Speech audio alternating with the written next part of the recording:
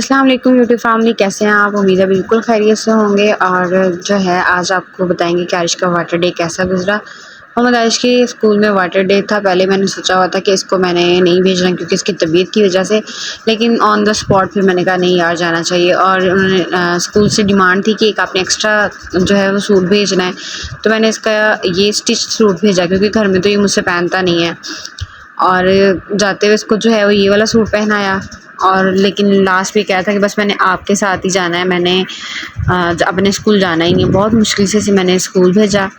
और हम लोगों ने ब्रेक में आज खाए जिंगर बर्गर। हम लोगों ने सोचा कि बाकी थोड़े से दिन क्या है, एक और दिन है फिर छुट्टियां हो जानी हैं। और जिंगर बर्गर जो बर्गर है वो हम लोगों ने ऑर्डर किया। और जो बेस्ट जिंगर बर्गर है ना आपको शाहकोट में, वो मदीना फ़ास्ट फूड से बेहतर कहीं से नहीं मिलेगा।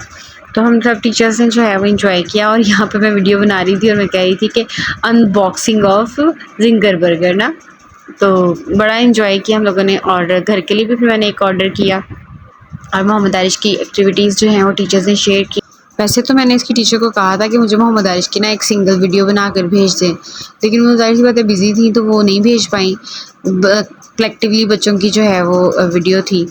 अच्छी बात है, समर में ना बच्चों के साथ इस तरह की एक्टिविटीज़ करनी चाहिए। और मुझे इस स्कूल का बेस्ट पार्ट ही ये लगता है कि बच्चों के अंदर एक्स्ट्रा एक्टिविटी बहुत ज़्यादा करवाई जाती हैं। मोहम्मद आरिश को पहले भेजने का बिल्कुल मेरा प्लान नहीं था क्योंकि उसकी तबीयत ख़राब थी। फिर मैंने कहा कि नहीं, इसे जाना चाहिए और अल्हम्दुलिल्लाह अच्छी तरीके से हो गया।